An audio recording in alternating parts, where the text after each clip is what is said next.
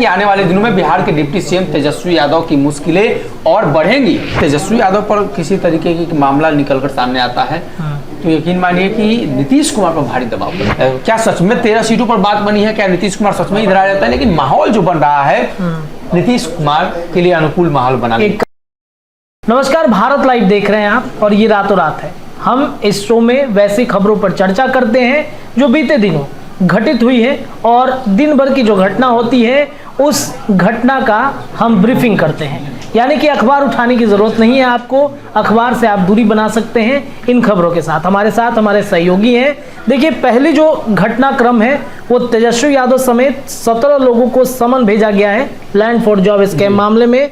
4 तारीख को कोर्ट में पेश होने के लिए कहा गया है। सभी जी रत्नेश, ये जो खबर है ये बिहार के राजनीति के परिप्रेक्ष्य में काफ़ी बड़ी खबर है, इसलिए कि अभी तेजस्वी यादव सरकार में भी हैं, नीतीश पर दबाव भी पड़ रहा है इसको लेकर।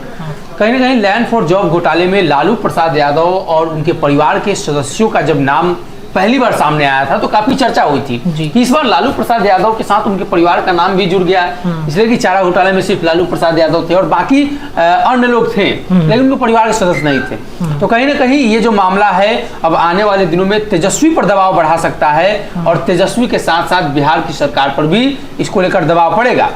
जनता दल यूनाइटेड इससे अपने आप को अलग करेगी। आप ही बता रहे थे कि अशोक चौधरी ने कहा कि मामला कोर्ट देख रहे हैं। जी बिल्कुल, मुख्यमंत्री कई बार जिक्र कर चुके हैं कि वो किसी को न बचाते हैं न फंसाते हैं। हालांकि जदयू के राष्ट्रीय अध्यक्ष ललन सिंह ही वो व्यक्ति हैं जो इन तमाम चीजों की फाइल वहां तक पहुंचाए हैं। सुशील मोदी जिक्र करते हैं। तो कहीं ना कहीं एक चीज तो स्पष्ट है कि आने वाले दिनों में बिहार के डिप्टी सीएम तेजस्वी यादव की मुश्किलें और बढ़ेंगी।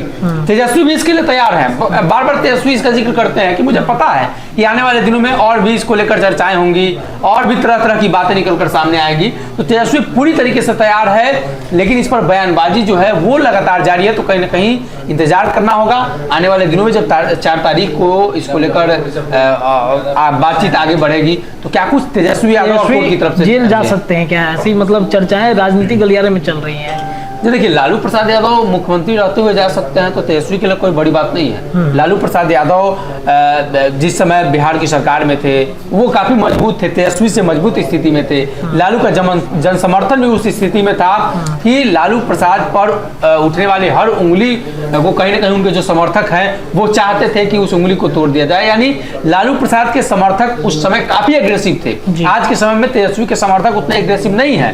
तो कहीं ना कहीं तेजस्वी को लेकर बार बार जो संभावनाएं जताई जाती हैं वो हो सकता है अगर तेजस्वी यादव पर जो कार्रवाई चल रही है उसमें पुख्ता सबूत अगर मिल जाए। तो इसमें नीतीश कुमार क्या करेंगे? क्या फिर से महागठबंधन सरकार टूटेगी, नीतीश कुमार अलग हो जाएंगे? आप बिल्कुल सही कह रहे हैं कि अगर तेजस्वी यादव पर किसी तरीके की मामला निकलकर सामने आता है तो यकीन मानिए कि नीतीश कुमार पर भारी दबाव पड़ेगा और उस परिस्थिति में नीतीश कुमार इस दबाव को नहीं झेल सकते हैं। कई बार जिक्र करते हैं नीतीश की छवि पर जब दाग लगेगा तो नीतीश कुमार दामन छुड़ाने की कोशिश ही करेंगे। चलिए, दूसरा जो खबर है सबसे हाईलाइटेड है कि एनडीए में देवगौड़ा की जो पार्टी है जेडीएस, जिनको लेकर तमाम जो चर्चाएं चल रही थी। एनडीए में एक बार पहली बैठक जब हुई थी तो आमंत्रण दिया गया था, वो पहुंचे नहीं थे, नाराज चल रहे थे। तो एनडीए गठबंधन खासकर बीजेपी जो है वो मनाने में सफल हो गई है क्या जेडीएस को?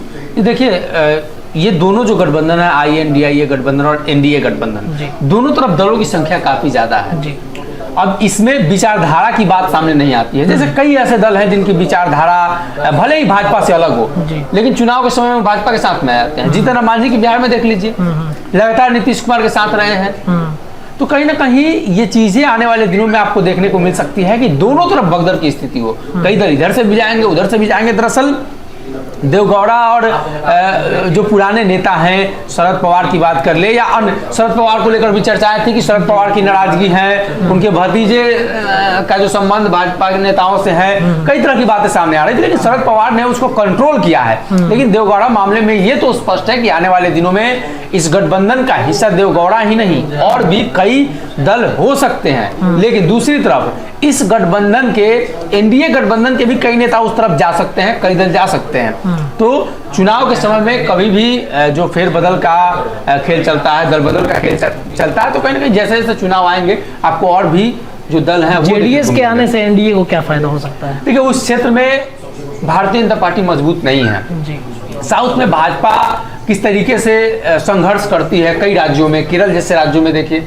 और अरुणाचल प्रदेश, माफ कीजिएगा, आंध्र प्रदेश देख लीजिए, या अगर बात कर ली जाए उसके अलावा महाराष्ट्र में शिवसेना का जो ट्रैक रिकॉर्ड रहा, शिवसेना जिस तरीके से मजबूत रही है, हालांकि सरकार तो भाजपा ने इस तरीके से बना ली, लेकिन शिवसेना जिस तरीके से क्षेत्रीय पार्टी की तरह मजबूत रही है, चाहे छत्तीसगढ़ की बात कर लें, तो ये वो राज्य है जहां भारतीय जनता पार्टी को परेशानी होती है। अगर कर्नाटक को छोड़ दिया जाए तो कर्नाटक में भी भाजपा की स्थिति वही है, पिछले दिनों चुनाव हुए, भाजपा जीत रही थी, जीते हार गई, तो उन क्षेत्रों में मजबूती उन्हें मिल सकती है, और देवगौड़ा बड़े नेता हैं, तो कहीं ना कहीं जो है क्षेत्रीय स्तर पर जो क्षेत्रीय पार्टी है भाजपा को मजबूत करने में कामयाब हो जाए। चलिए अगले टॉपिक की तरफ बढ़ेंगे। के पाठक का एक निर्देश आया है कि परीक्षा के दिन भी पढ़ाई सरकारी विद्यालयों में होगी। इससे शिक्षकों में थोड़ी सी नाराजगी है, असहजता है कि भाई ये इस तरीके से कैसे हो सकता है, परीक्षा के दिन हम कैसे पढ़ाएंगे।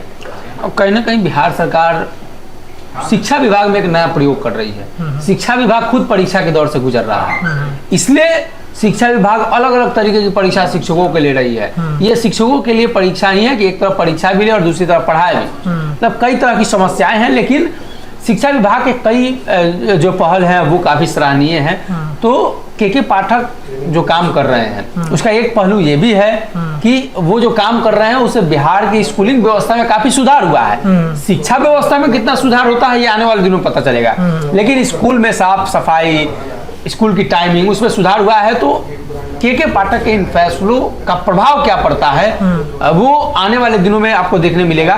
लेकिन एक समय में परीक्षा लेना और क्लास चलाना ये थोड़ा सा काफी मुश्किल है, इसलिए कि शिक्षकों की संख्या बिहार में कम है। जी, कई तस्वीरें आई अभी एक क्लास में दो क्लास चल रहा है। शिक्षा विभाग में लगभग 2 लाख शिक्षकों की कमी है, जी जी, जिसे सरकार पूरा करने की बहाली करा रही है। तो कब तक होती है? 2-2.5 लाख शिक्षकों की कमी है। तो ऐसी परिस्थिति में परीक्षा नियंत्रण को लेकर, परीक्षा जहां जिस रूम में होंगे तो उसमें अतिरिक्त शिक्षकों की जरूरत पड़ेगी, तो ऐसे में बच्चों को पढ़ाना और साथ में काफी मुश्किल बढ़ेगा। चलिए अगले टॉपिक पे चर्चा करेंगे। नीतीश के एनडीए में वापस आने की बात लगातार उपेंद्र कुशवाहा कह रहे हैं। उपेंद्र कुशवाहा कहते हैं कि बड़े भाई को वहां दिक्कत हो रही है, वापस आ जाना चाहिए। तो इसमें क्या वापसी उनकी होने की चर्चाएं जो हैं वो फिर से तेज हो रही हैं। नीतीश कुमार की वापसी की चर्चाएं इसलिए भी तेज हो रही है, पिछले दिनों मुख्यमंत्री नीतीश कुमार की मुलाकात जब प्रधानमंत्री से हुई तो दोनों नेता काफी सहज थे। 10 दिन पहले तक एक दूसरे के खिलाफ बयान देने वाले नेता इतनी सहजता से साथ में है। उसके अलावे महिला आरक्षण बिल पर जदयू का समर्थन, जदयू का जो स्टैंड, मुख्यमंत्री नीतीश कुमार को लेकर INDIA जो गठबंधन है वो व्यापक रूप से नहीं सोच पा रही है। नीतीश कुमार के लिए तय नहीं किया जा रहा है कि नीतीश आखिर करेंगे क्या जी। तो इसको लेकर जनता दल यूनाइटेड के अंदर नाराजगी है। सीट बंटवारे को लेकर संजय झा ने बयान दे दिया कि सीट बंटवारा जो है उसको लेकर अक्टूबर में हो जाना था, अभी तक क्यों नहीं हुआ। इन तमाम चीजों को लेकर अगर आप सभी को एक जगह करके देखेंगे तो जनता दल यूनाइटेड की नाराजगी है। और कई लोग तो ये भी चर्चा कर रहे हैं कि 13 सीटों पर जनता दल यूनाइटेड की बात बनी है भाजपा के साथ। तो अब देखना ही होगा कि क्या सच में 13 सीटों पर बात बनी है, क्या नीतीश कुमार सच में इधर आ जाता है। लेकिन माहौल जो बन रहा है नीतीश कुमार के लिए अनुकूल माहौल बना। एक कारण तेजस्वी यादव का मामला भी हो सकता है। जी बिल्कुल, तेजस्वी यादव पर जो मामले चल रहे हैं। चलिए अगले और अंतिम पॉइंट पे हम चलते हैं कि जो माहौल था संसद भवन में, बीजेपी के एक सांसद हैं दिल्ली से राकेश बिदुरी, उन्हें मुल्ला को आतंकी बताया। कल पब्लिक ओपिनियन भी हमने किया, देखा कि जो मुस्लिम समुदाय के लोग थे काफी नाराजगी भी थी उनमें। तो देखिए भाजपा नेताओं से इस तरह के बयान आपको हमेशा देखने को मिलेंगे। अब जब चुनाव है तो और देखने को मिलेंगे। दरअसल भारतीय जनता पार्टी के नेता वोटों का जो ध्रुवीकरण करते हैं उसके तहत उन्होंने ये बयान तो दे दिया, लेकिन इसका प्रभाव भारतीय जनता पार्टी के वोट बैंक पर क्या पड़ेगा इसको वो रिकॉल कर रहे हैं, इसको सोचते समझते हुए। हालांकि उन्होंने आवेश में बयान दिया है, कहीं से उचित नहीं है, संसद की कार्रवाई से भी उसे हटाया गया है। लेकिन विपक्ष के जो दल हैं उनका स्पष्ट रूप से मानना है कि उन्होंने जो बयान दिया है इस बयान को लेकर उनसे माफी मांगने के लिए कहा जाए। निश्चित रूप से सदन में इस तरीके के जाति धर्म संप्रदाय जो है उन शब्दों का प्रयोग नहीं किया जाना चाहिए। जिस कठोर शब्दों का उन्होंने प्रयोग किया है, आपत्तिजनक शब्दों का प्रयोग किया है, तो कहीं से उचित नहीं है और जिसको लेकर भारतीय जनता पार्टी के शीर्ष नेतृत्व को भी इसको लेकर विचार करना चाहिए। चलिए, तो रातों रात में इन 5-6 मुद्दों पर हमने चर्चा की, जिस पे आज हो सकता है कि दिन भर इस घटनाक्रम चलता रहे। ऐसे ही तमाम चर्चाएं लगातार हम अपने सहयोगी सन्नी के साथ करते रहेंगे। देखते रहिए भारत लाइव। बहुत बहुत धन्यवाद। अगर ये वीडियो पसंद आई और वह बिहार के राजनीति और बिहारियत से सरोकार रखेनी तो सब्सक्राइब बटन दबा के चैनल के सब्सक्राइब कर ली। ओजे एगो घंटी बा, ओकरा बटन दबा देला से कुल सटीक और मारक खबर रुआ मुफ्त में मिल जाई। अगर रुआ पत्रकारिता के हमनी के नया प्रयोग में सहयोग कर चाहतानी तो ज्वाइन बटन दबा दी। पेटीएम नंबर नोट कर ली 9386816700। धन्यवाद।